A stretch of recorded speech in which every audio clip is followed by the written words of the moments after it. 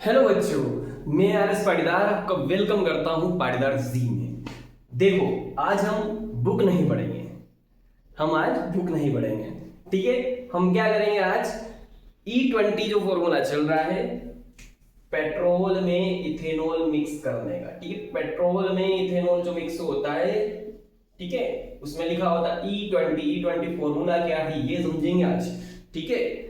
और एक आप देखते होंगे पेट्रोल पंप पे ये लिखा हुआ मिलता है पावर पेट्रोल। ये पावर पेट्रोल का मींस क्या है, जब E20 फॉर्मूला लगाने पर पावर बढ़ जाती है क्या, इथेनॉल डालने पर पेट्रोल की पावर बढ़ जाती है क्या, ये समझेंगे यहाँ पर, ठीक है। तो पहले हम स्टार्ट करते हैं, इसके पीछे की केमिस्ट्री क्या है समझते हैं, उसके बाद सारी चीजों को क्लियर करते हुए हम बढ़ेंगे आगे, ठीक है। तो चलो सबसे पहले पेट्रोल और इथेनॉल, चलो दोनों का अलग अलग नेचर लेते हैं। पेट्रोल की बात करें तो पेट्रोल हाइड्रोकार्बन है वैसे, बट ये नॉन पोलर होता है, नॉन पोलर। और इनके जो मॉलिक्यूल्स हैं, पेट्रोल के जो मॉलिक्यूल्स हैं, उनका अटैचमेंट होता तो है लेकिन कोई स्ट्रॉन्ग अटैचमेंट नहीं है, वीक अटैचमेंट होता है थोड़ा सा, ठीक है। वीक अटैचमेंट होता है इनके मॉलिक्यूल्स का। उसके बाद में हम बात करें तो इथेनॉल की बात कर लेते हैं। देखो इथेनॉल में क्या होता है, इथेनॉल पोलर कंपाउंड है, और पोलर कंपाउंड में क्या होता है, हाइड्रोजन बॉन्डिंग बनने के चांसेस रहते हैं। हाइड्रोजन बॉन्डिंग की वजह से इनकी मॉलिक्यूल्स का अटैचमेंट स्ट्रॉन्ग हो जाएगा, स्ट्रॉन्ग अटैचमेंट हो जाएगा मॉलिक्यूल का, बहुत ज्यादा स्ट्रॉन्ग अटैचमेंट हो जाएगा, ठीक है। ऐसा होता है। अब इनकी बॉन्डिंग अच्छी है, इनकी बॉन्डिंग वीक है, ये पक्के दोस्त हैं, इतनी अच्छी बॉन्डिंग है इनकी। अगर इनको इसमें मिक्स कर दिया तो बॉन्डिंग क्या होने वाली है, डिस्टर्ब होने वाली है ना, बिल्कुल। जब इनको मैं पेट्रोल प्लस इथेनॉल करूंगा, पेट्रोल प्लस इथेनॉल मिक्स करूंगा इथेनॉल को पेट्रोल में, तो होने क्या वाला है, इनकी बॉन्डिंग जो इथेनॉल के मॉलिक्यूल की बॉन्डिंग थी ई की, ठीक है, वो पेट्रोल के मॉलिक्यूल से जब बॉन्डिंग करने जाएंगे तो वो इनके फोर्स ऑफ अट्रैक्शन वीक हो जाएंगे, इनके भी वीक हो जाएंगे, इनके भी वीक होंगे ना, तो दोनों के ही फोर्स ऑफ अट्रैक्शन कम हो जाएंगे, बॉन्ड वीक हो जाएंगे, ठीक है। ऐसा होने वाला है। अब इनके फोर्स ऑफ अट्रैक्शन क्या हुए, कम हो गए। तो पहली चीज तो ये देखो कि मैं इसको क्लोज कंटेनर में लेता हूं, क्योंकि इसको मैं राउंड लॉ से कनेक्ट करते हुए चलूंगा थोड़ा सा, ठीक है, समझना है ध्यान से, ठीक है। ये सरफेस है इनकी, ओके, ध्यान से सुनना। अब इसमें क्या है, ये भी वॉलेटाइल सब्सटेंस है, तो इसमें भी क्या बनेगी, वेपर बनेगी।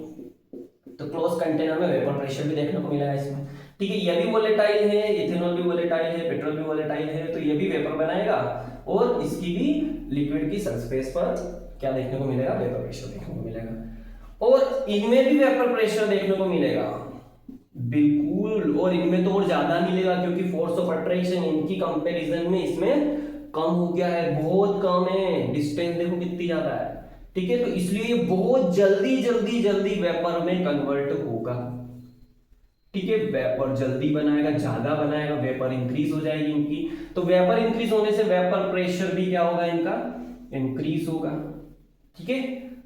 ओके, इसको आप ऐसे समझिए थोड़ा सा कि एक क्लास है ना, एक क्लास है जिसमें 20 बच्चे बैठे हैं, 20 स्टूडेंट, ठीक है। कितने स्टूडेंट है, 20 स्टूडेंट, सबकी बॉन्डिंग बहुत अच्छी है, बहुत अच्छे दोस्त हैं, है ना। और क्लास में वो मस्त हैं, कोई भी टॉपिक पढ़ा रहे हैं, सर टीचर अच्छे से समझ भी रहे हैं, बढ़िया लग रहा है उनको, बॉन्डिंग भी अच्छी बन रही है, जो भी है ना। लेकिन अगर बाहर से मैंने किसी तीसरे बंदे को यहाँ पे बिठा दिया, ठीक है, किसी बंदे को, दूसरे बंदे को यहाँ पे लेके आया, किसी दूसरे बच्चे को ले आया जिनका इनसे कोई कनेक्शन नहीं है, उनकी इनके साथ में ज्यादा बॉन्डिंग भी नहीं है, ठीक है, तो वो क्या करेंगे, वो सबके सब क्या हो जाएंगे, इसको देख कर चौंक जाएंगे, ठीक है। ये क्या कर रहा है, इनके बीच में आकर इनकी बॉन्डिंग तोड़ रहा है, ठीक है, इनके हर एक के पास में जा जाकर दोस्ती बनाने का ट्राई कर रहा है। तो ये होने क्या वाला है, ये बिखरेंगे, ठीक है, ये बच्चे फिर बॉन्डिंग तोड़ेंगे और इनकी दोस्ती टूटेगी और ये भागेंगे इधर उधर, ठीक है, ऐसा है, ओके। ये जाएंगे इधर उधर, ओके, ये दूसरे दोस्त बनाएंगे, अरे ये तो इसकी वजह से मेरे दोस्ती तोड़ रहा है, तो जाओ चलो छोड़ो, हम भी नहीं करते हैं, ठीक है। तो ऐसे कर करके ये दोस्ती तोड़ेगा। सेम कॉन्सेप्ट यहाँ पर भी, इनकी दोस्ती अच्छी थी, बीच में पेट्रोल आ गया तो दोस्ती टूटी और दूर दूर भाग रहे, वेपर में जल्दी कन्वर्ट हो रहे हैं, है ना।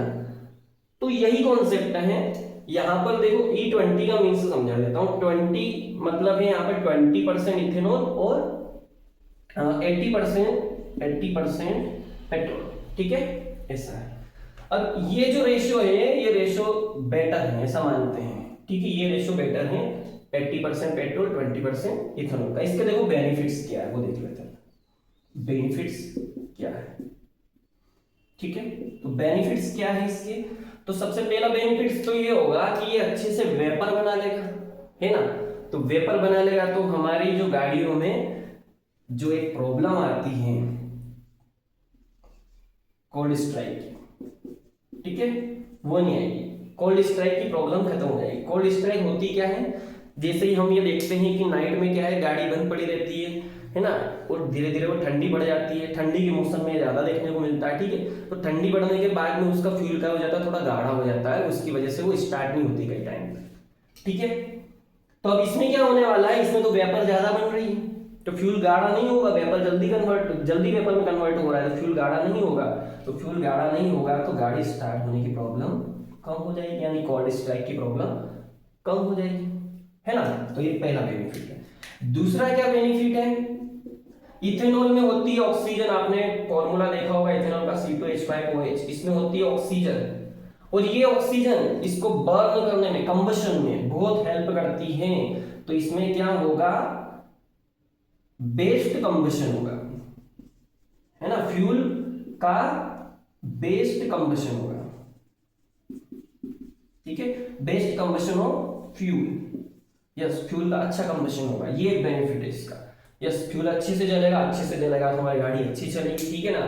पावर इंक्रीज हो जाएगी, इसलिए तो यहां पे लिखते हैं ये पावर, पेट्रोल फ्यूल की पावर क्या हो जाएगी, इंक्रीज हो जाएगी, यस, ऐसा, ठीक है। कंबशन अच्छा होने लगा ऑक्सीजन की वजह से इसमें, ठीक है। अब तीसरा एक और बेनिफिट है यहाँ पे, एक और बेनिफिट ये आ जाता है कि जब ये जो बर्न करेगा C2H5OH, तो C2H5 जब बर्न करता है ऑक्सीजन की प्रेजेंस में तो ये है ना CO2 देता है, यस, कार्बन डाइऑक्साइड। लेकिन अगर पेट्रोल की बात करें तो पेट्रोल अगर बर्न करेगा ऑक्सीजन की प्रेजेंस में तो ये कार्बन मोनोऑक्साइड देता है, ये ज्यादा पॉइजनस है और ये कम पॉइजनस है। तो इसलिए अगर इथेनॉल मिक्स कर रहे हैं तो कम पॉइजनस गैस ज्यादा बनेगी नेचर में, इसलिए पोल्यूशन क्या हो जाएगा, पोल्यूशन क्या हो जाएगा, कम हो जाएगा, है कि नहीं, पोल्यूशन क्या हो जाएगा, कम हो जाएगा। तो इसलिए बोल रहे हैं वो, इसलिए बहुत ज्यादा बोलते हैं कि इससे बहुत ज्यादा बेनिफिट है, पोल्यूशन भी कम होता है। लेकिन इसके नुकसान होने लगेंगे, किसके नुकसान भी है, हर चीज फायदा ही दे ऐसा नहीं है, कुछ नुकसान भी आते हैं, ओके। तो इसके जो ड्रॉबैक हैं, ठीक है, नुकसान जो है ना, वो देख लेते हैं। नुकसान, यस, नुकसान क्या है इनके वो देखते हैं, क्या नुकसान है, प्रॉब्लम क्या होती है इससे। तो सबसे पहली चीज कि कई बार क्या होता है कि इनकी अमाउंट में कम ज्यादा हो जाती है, डिस्टर्बेंस हो जाता है, ये 20 की जगह 25 कर देते हैं। तो होने क्या वाला है, इथेनॉल है, क्या है इथेनॉल, इथेनॉल क्या करेगा, C2H5OH ये इसका फॉर्मूला है, ये ऑक्सीजन से रिएक्शन करेगा, कंप्लीट कंबशन करेगा, यही काम है इसका। तो ये कंटिन्यू CO2 और H2 बनाएगा, यानी कि वाटर की अमाउंट ज्यादा हो जाएगी, वाटर की अमाउंट क्या हो जाएगी, ज्यादा हो जाएगी। और ज्यादा वाटर की अमाउंट होने से होता क्या है, क्या होगा, इंजन में प्रॉब्लम आएगी ना, बिल्कुल आएगी। क्यों, क्योंकि वाटर इंजन को अच्छा थोड़ी होने देगा, इंजन को खराब करेगा, ठीक है। तो इनकी अमाउंट पे बहुत बड़ा फोकस करना है, अमाउंट अगर ज्यादा हो जाए तो भी प्रॉब्लम है, अमाउंट ज्यादा नहीं होना चाहिए, इंक्रीज नहीं होना चाहिए।